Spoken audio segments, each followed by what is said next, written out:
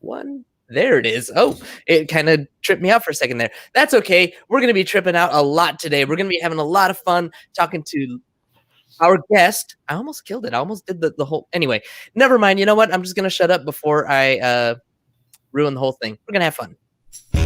Practicing Polyamory. Real-life perspectives from the imperfect people of polyamory.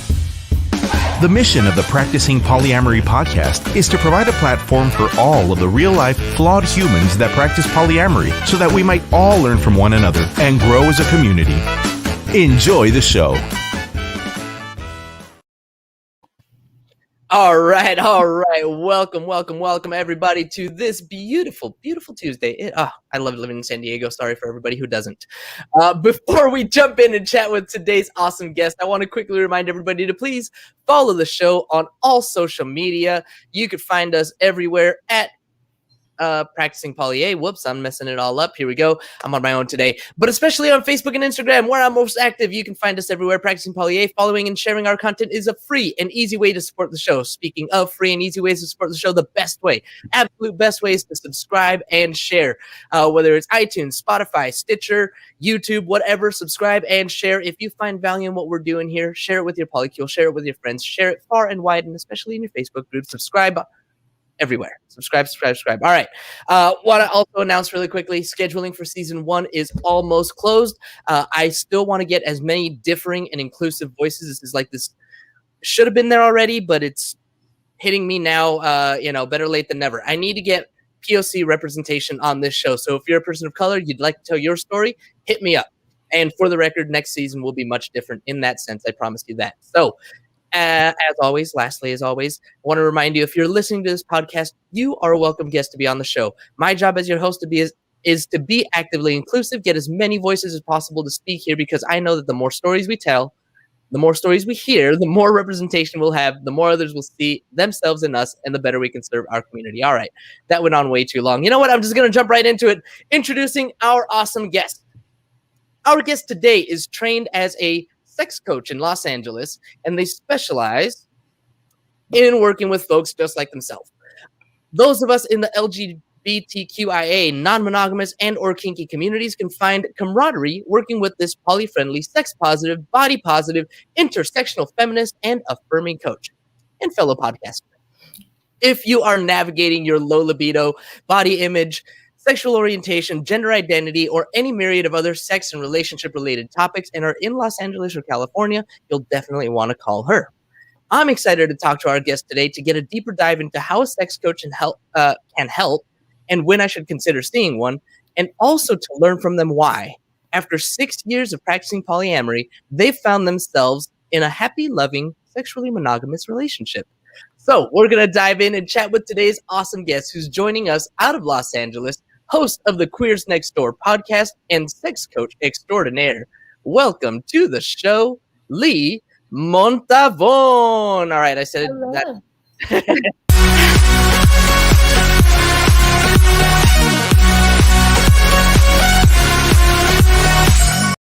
Totally said that with an accent. Montavon. No, I like it. Welcome, Leigh. Welcome to the show. Thanks so much for hanging out with me today. I really appreciate your time. Thank you so much for having me. All right. So what do we start? Do we start with the sex stuff? You know what? Let's start with this. Tell me about the cowgirl who roped you away. There you go. So, my current partner is someone I reconnected with, actually. It's kind of an adorable story. I used to be married a long, long time ago. And when I was married, I was non-monogamous for a good chunk of it, mostly in the swinger community before I got into polyamory. And while I was there, I was working at a corporate job at the time. I met someone through one of my work friends, had a really intense connection with her, and for lots of reasons, it did not work out, mainly because I was a swinger, but I was not polyamorous. So it was not really within the rules of my relationship at the time to have this connection that we thought would be just kind of like a fun hookup. And instead, this is the woman I almost left my husband for. And was that back then? Back then. Oh wow. So, okay. 12 years ago. And then we did not talk for almost, I guess, for 11 years. Mm-hmm. And she got back in touch with me almost a year ago, just as a kind of like, hey, how are you? And we've been dating since. How long ago was that, did you say? Almost a year. Almost a year. Yep. Okay. All right.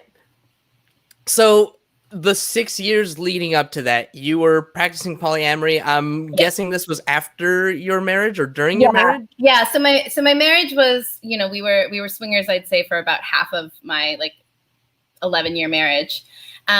When we split up, we had closed things. We had a kid. So our kiddo was only 2 at the time. Mm-hmm. And then when we split up, I was polyamorous from then until a year ago. From then until a year ago. Okay.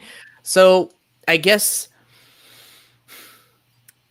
okay. So this is the question that's sticking out to me, and please don't take it as an attack. It might come off a little bit that way. But I'm going to word it the best that I can.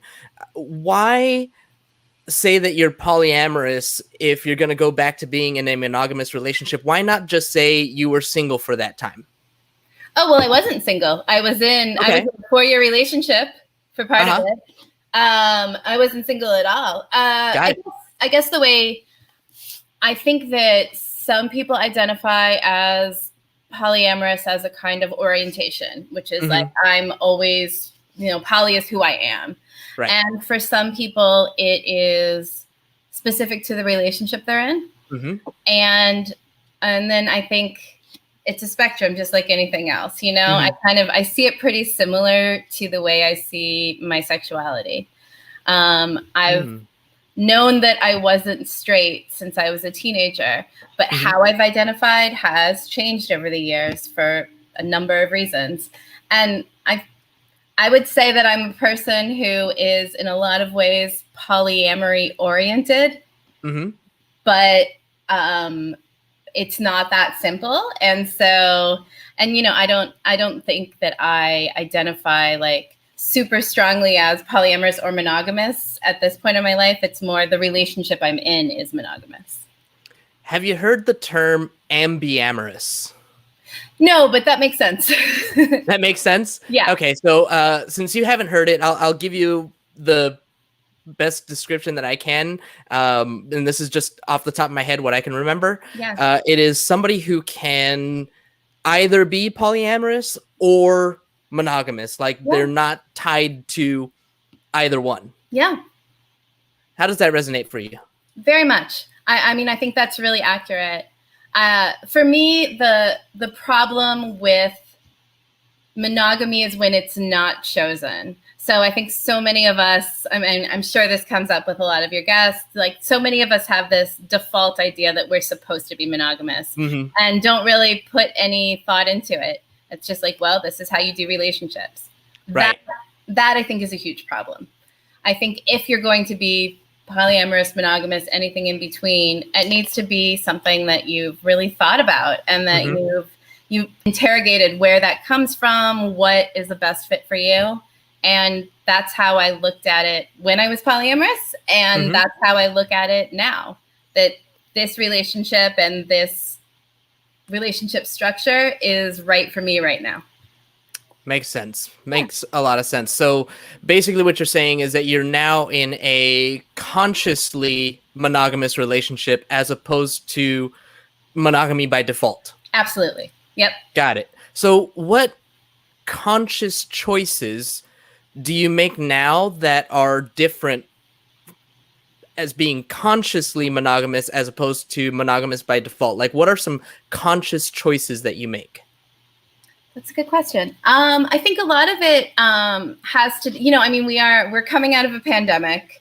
So most of the relationship has been a lot more just socially closed too, which I don't know, which is a different way to look at relationships just in general. But the things that make it more of a conscious choice are, a lot of it is more that just I have spent the time thinking about these things. Like, Mhm. I think about how I like to do relationships, and I've had a bunch of different types of relationships. So I've been able to sort of step back and like do the work and see what works best for me, and see the places where, you know, things that someone might call polyamorous didn't work for me, and where some things do. Because I don't think it's just about, you know, it's not just about who you have sex with or even your romantic relationships. There's a lot more to it. Yeah. Yeah. Yeah. I am hearing you. The thing that stood out to me the most was the where you're saying it's a conscious choice. You've been in other types of relationships, you have the education, and so it is a conscious decision. It's like, I remember personal story. Sorry. Yeah. Story time. So I remember when I first started going to a karaoke bar up the street from where I was living. It was in Hillcrest, San Diego, which is the West Hollywood of LA, right? It's the gay Yeah. part of town. So I'm up there, and I'm meeting people, I'm meeting new friends, and I'm like, this is my first exposure to the gay community, right, at large. And so I remember after going there for several months and like seeing it and like normalizing it to myself, I actually gave myself that opportunity to say, you know what? Can I be gay? Like, is this something like that? Now that I've exposed to it, now that I've seen it more, like, let me actually ask myself that question instead of just automatically blowing it off. Yeah. And I feel like that's what generally happens is the monogamy by default is that, no, we're just going to blow it off and not even consider anything else because this is what we're supposed to be, as opposed to now it's a choice because you've actually considered all of the other options. Yeah. Sounds about right? Yeah, it's definitely right. And I think, you know, and I do think it is, at least for me, it is relationship specific. Mm-hmm. You know, like there was no point in my last serious relationship where I, you know, wished it was monogamous or wanted it to be monogamous. Like it was a relationship I went into as a polyamorous relationship and was happy to be in it that way. And when that relationship ended, I wasn't thinking about how I wanted the next relationship to look. You know, it was very dependent on who I got in a relationship with. That it's interesting that you say it that way, because like my question that I was thinking of as you were talking was, well, what happens when this one ends? You know, are you gonna, or is it possible that, you know, this one could open up into polyamory, like either one of those two things? But what you said was, I'm not thinking about the next relationship. I'm just enjoying the one that I'm in. Yeah. Yeah. I don't see this relationship opening up into a polyamorous relationship. That's not the agreement that we have or really what we're looking for. I won't say that, you know, a relationship can't end, because I don't believe in saying that, you know. Any relationship can end. And relationships, you know, they end when they are ready to. And, you know, sometimes that's a really long time, sometimes it's a short time. But I feel a lot more comfortable just being present in the relationship I'm in right now, and, you know, and letting it grow as it grows, basically. Perfect. I love it. It's basically living in the moment and not planning your next step before the current one is over. Yeah. Love it, love it, love it, love it. Speaking of love, I love your glasses. I just noticed them right now and wanted to mention it. For anybody listening on the podcast, you're going to have to check out the YouTube to see Leigh's awesome glasses. Sorry. They are from Zinni. They're like $10 glasses. So those are the best, right? Yeah. I love it. All right. Shifting gears a little bit, getting into some of the work stuff. So as a sex therapist, you see people with all kinds of issues, whether it's gender identity, what else did we say? Relationship issues, low libido, et cetera, et cetera, et cetera. So like we have the descriptors, but what are like the common things that people actually come to see you for? Or maybe better said is, what signs do they see that makes them recognize that they need to see a sex coach? Yeah. I would say, because I see individuals and I see couples. So when it's couples, I feel like the main issues are either around polyamory, like couples who are looking to open up their relationship and trying to figure out how to best navigate that. And, you know, they've kind of done the work of saying like, you know, this is what we want to do, but we're going in a little bit, you know, blind. And so we want to make sure that we've put as much as we can in place to make sure that, you know, we're doing this the right way, if you will. The other thing I see a lot with couples is mismatched sex drives, you know, where one person has higher desire, one person has lower desire, and how to manage that. And then with individuals, you know, any number of things. A lot of times it is still couple related, even if I'm only seeing one member of the couple. You know, it's around communication stuff. It's around changes in what sex looks like. Also a lot of stuff around like kink and BDSM. People just like wanting a place to safely talk about the things that they're interested in. And especially if there's some kind of, you know, if there's some kind of shame behind that, which unfortunately there's a lot of times shame comes up when it comes to sex. So period. Yeah, you're right. Period. Yeah. Period. Whether it's BDSM, kinky sex, or just sex, period. There's often shame attached to that. Yeah. So one of the things that you said was opening up and sex drive mismatch. Those are the first two things that you said. So when it comes to opening up, what are your top tips? My top tips are, the first one is to have some kind of relationship agreements, but to know the difference between agreements and rules. That like rules are hard.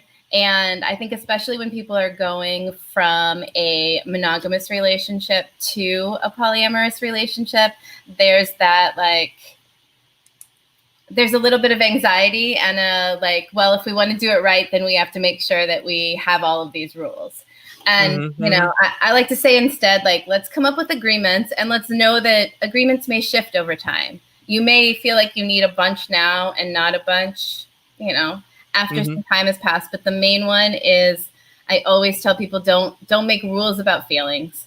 Like, you can't legislate feelings. So if you go into it and you say, like, it's one thing to ask of your partner, like, I would really feel better if, you know, other partners don't sleep in our bed. Okay. I mean, you know, that's, if you both agree with it, then that's okay. That can be an agreement, but you also communicate that to future partners. But if you say, you can't fall in love with anybody, you're setting yourself up to be hurt. And so I make sure that people know what their expectations are going into it, which is like, are we making agreements, or are we trying to tell the other person how they can feel? Right. I would even add, when you set an agreement or a rule, like not sleeping in our marital bed, whatever, that kind of lends, in my opinion, to couples privilege. And so I would also add to that, you know, let's set a time limit on this and then come back and revisit. Absolutely. Yeah, that's why I say it's always like the agreements are really, it's not a one-time conversation. It's evolving and it's dynamic, and you always have to think about what other people are going to be involved. They're not someone who's showing up to enhance your, you know, your relationship or your marriage, whether there's one of you or both of you. Like, you're dealing with individuals who have their own, you know, wants and desires and boundaries. And so that always has to be part of the conversation. Absolutely. So this kind of brings up two questions for me. One is, how often should people be revisiting these agreements by your recommendation? And two, and maybe more importantly, what is the state of their relationship usually when they come to see you? Well, for the first one, it definitely depends on the couple, but I really like the idea of monthly check-ins for any couples, monogamous or polyamorous, just to kind of like state of the relationship. So I think that can be a really good place to do a check-in about agreements, even if the check-in is so simple as to say, like, are you still feeling good about everything? Yeah. Mm-hmm. You know, maybe it's that short, but I think typically monthly can be a really good place just to, especially if you're a couple who, you know, is prone to maybe getting in arguments or having a harder time when you're talking about more sensitive things. If you're scheduling that, you can give yourself a little more time to prepare and to make sure you have something like nice planned afterwards, so it doesn't feel like aggressive on either side. So it feels like something you're doing together in service of the relationship. Yeah, I 100% agree with that. The folks over at Multiamory, they've got that great radar template. I use it all the time. I love those. Yep. Yeah, if anybody listening doesn't know about that, definitely go check that out. That is an awesome resource. Definitely agree. Yeah. So the second part of that question, so monthly check-ins, what is usually the state of the relationship when they come to see you? Like, is it already like at its wit's end and like this is a last-ditch effort? Are people being proactive? It's a mix. I mean, the best is when people are being proactive, of course. I always, you know, my recommendation to couples who haven't seen a coach or a therapist is to find someone that you trust and you both feel good about before you're in a state of emergency, you know? And even if it's someone you don't see regularly, even if it's just an occasional like maintenance check-in, you know, I see people sometimes, and then if something bigger is going on, I'll see them more regularly. So I think that's the goal. And I definitely see people that way. But, you know, the reality is a lot of times people don't call someone or bring in a professional for help until things have gotten kind of bad. Yeah. Unfortunately, that's usually how it goes. We see the signs when it's too late. Yep. And I mean, I have helped couples work through breakups. And sometimes that is what, you know, the goal of coaching is not always to like save the relationship. It's to give people space and permission to, you know, really communicate about what they want and what they need. And sometimes the result of that is, you know, we need to not be in this relationship anymore. Wow. But I think that's a place where people really need coaching and support is through a breakup. So yeah, no, I totally 100% agree with that. As you're talking, as you're saying this, I'm thinking, how do I say this? You can't take yourself out of your work, right? Like you are who you are, and your life experiences translate to your work. And the same is also true the other way around. The things that you learn in your work, you apply and to your life. So what is a recent lesson that you've learned either from directly from your client or research that you've done for a client that affects your personal life? Oh, that's a good question. I think the main thing is catching myself, like as I tell clients something that, or I suggest things to clients, remembering that like I can take that advice myself, you know, like sometimes I do separate a little bit.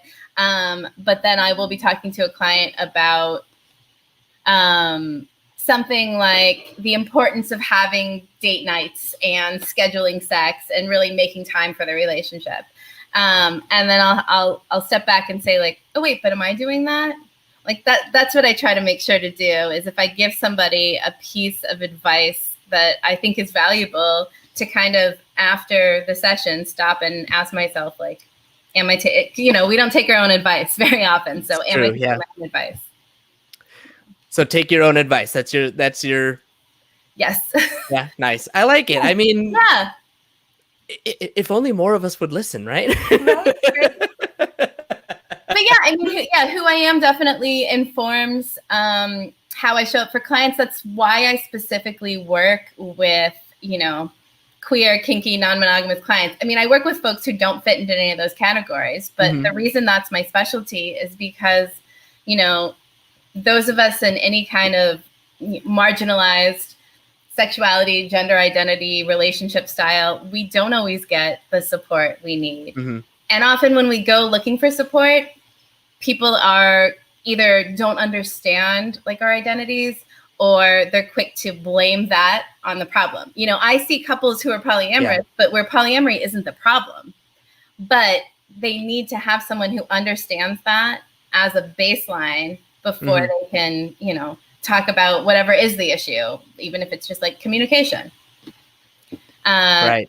Same with, you know, same with queer folks. Like you don't want to go in and have to explain, you know, your sexuality and your gender to somebody. You want somebody to understand who you are and then be able to talk about what you want to talk about. I feel like a lot of people get stuck in that position of kind of, you know, doing a 101 lesson for their providers. Yeah, and it's really nice when we can relate like really easily, almost directly with the people that are here to help us, as opposed to, like you said, having to explain, you know, polyamory 101, BDSM 101, life as a queer 101. Yeah.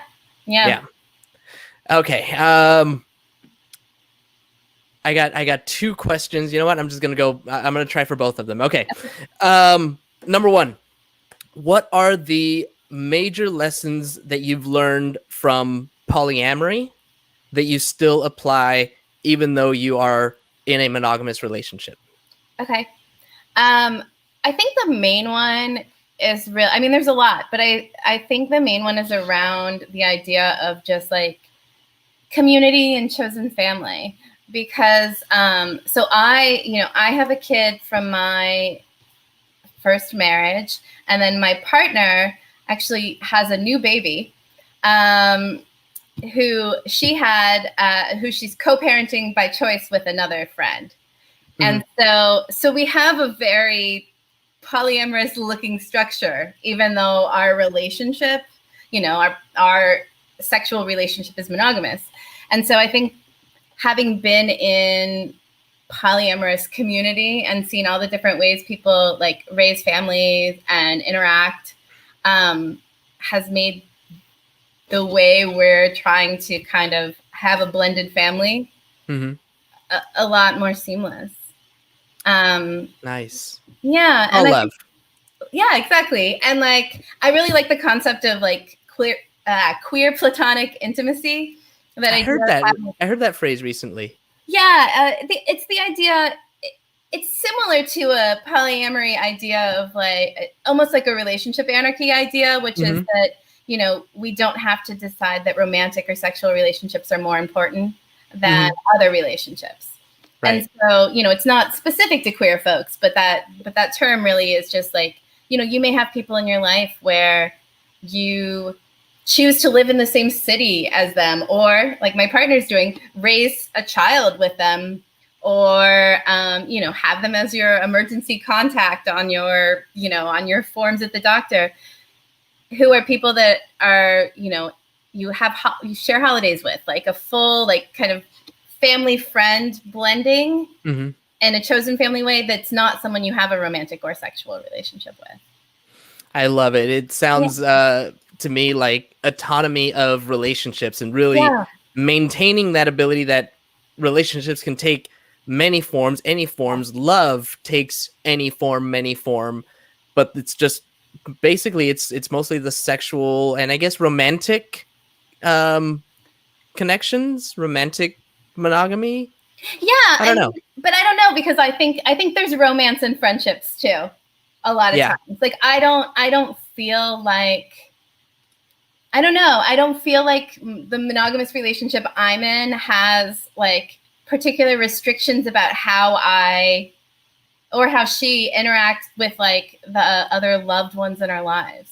You know, I mean, there is an understanding we're not having sex with them, but we're both people who have like large communities of people we're very close to, of people who we tell we love on a regular basis. Yeah. And who you might cuddle up on a couch with and whatever, something along those lines. Absolutely. Yeah. Cool. I love it. I love it. Okay. My last question for you. tell me about Queers Next Door. I would love to.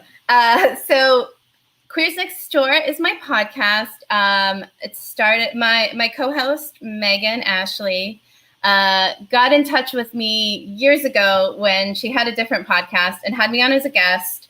We became friends. She basically found me on Instagram. And when that podcast of hers ended, she got back in touch with me and said, I really want to have a podcast. And I was wondering if you'd like to have one with me.